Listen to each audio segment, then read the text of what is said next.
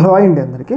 2024 ఎన్నికల్లో కూటమి ప్రభుత్వం గెలుస్తుంది అని చెప్పేసి ఖచ్చితంగా చెప్పిన సర్వేలలో కొన్ని సర్వేలు అనేవి చాలా కీలకం అనమాట. ఆ సర్వేలలో ప్రవీణ్ పుల్లట అని చెప్పేసి ఈయన చెప్పిన సర్వే కూడా చాలా ఖచ్చితంగా ఏదైతే కూటమి ప్రభుత్వం ఈసారి ప్రభుత్వాన్ని ఏర్పాటు చేస్తుంది అని చెప్పేసి ఆయన చెప్పినట్లుగానే కూటమి ప్రభుత్వం ఏదైతే ఏపీలో ప్రభుత్వాన్ని ఏర్పాటు చేసింది. అయితే సంవత్సర కాలం తర్వాత ఈయనే స్వతంత్రంగా ఒక సర్వే అయితే చేపట్టడం జరిగింది. ఆ సర్వే ఏంటంటే, ప్రభుత్వం వచ్చి సంవత్సరం అవుతుంది కదా, ప్రజలు ఈ ప్రభుత్వం గురించి ఏమనుకుంటున్నారు, సానుకూలంగా ఉన్నారా, వ్యతిరేకతతో ఉన్నారా, ప్రభుత్వ ఫలితాలు అందుతున్నాయా అనే విషయాల మీద ఈయనే చాలా స్వతంత్రంగా ఒక సర్వే అయితే నిర్వహించడం జరిగింది.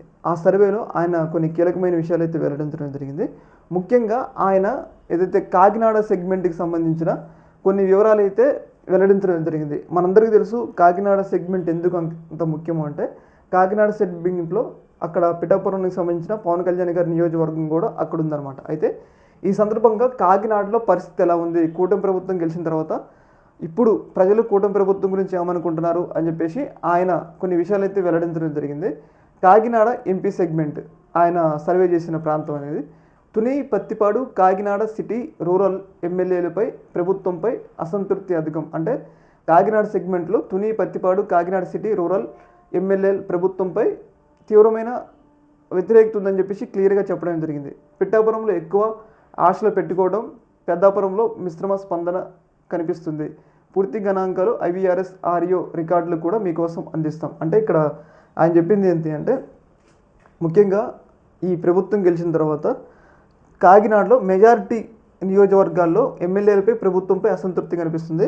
ముఖ్యంగా పిఠాపురం నియోజకవర్గం ఏదైతే పవన్ కళ్యాణ్ గారు గెలిచారు కదా, రెండవ అత్యధిక ప్రాముఖ్యత కలిగిన వ్యక్తి రాష్ట్రంలో పవన్ కళ్యాణ్ గారు, ఆయన నియోజకవర్గంలో ప్రజలు గెలిపించారు కాబట్టి దాదాపు 70-80 వేల మెజారిటీతో ఇప్పుడు ప్రజలు ఆయన గురించి ఏమనుకుంటున్నారు అంటే, ప్రజలు అనుకున్నంతగా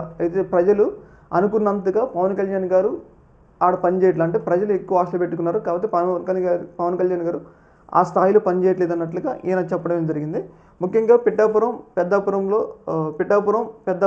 మిశ్రమ స్పందన కనిపిస్తుంది అన్నట్లుగా ఆయన క్లియర్గా చెప్పడం జరిగింది. అయితే ఇది ఒక రకంగా ప్రభుత్వానికి వ్యతిరేకత, అంటే ప్రభుత్వానికి హెచ్చరిక లాంటిది. ఎందుకంటే ఈ ప్రవీణ్ పుల్లట అనే వ్యక్తి ఒక రకంగా ఆయన టీడీపీకి సంబంధించిన అనుకూల వ్యక్తి అని పేరుంది. అలాంటి వ్యక్తి చేసిన సర్వేలోనే ఇప్పుడు ప్రభుత్వానికి ఇంత వ్యతిరేకత ఉందని తెలిస్తే మరి మిగతా నియోజకవర్గాల్లో పరిస్థితి ఎలా ఉందనేది ఇక్కడ గమనించాల్సిన విషయం. ఏదేమైనా కానీ ఈ సర్వేతో అన్న ప్రభుత్వ పెద్దలు ఎలక్ట్ అవుతారు.